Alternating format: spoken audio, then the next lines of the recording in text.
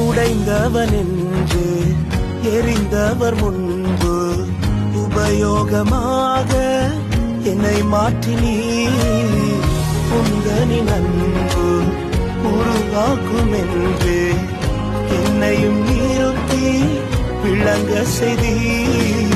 கிருபையை ருசித்து பாட வைத்தி, இந்த தயவை ருசித்து துதிக்க வைத்தி.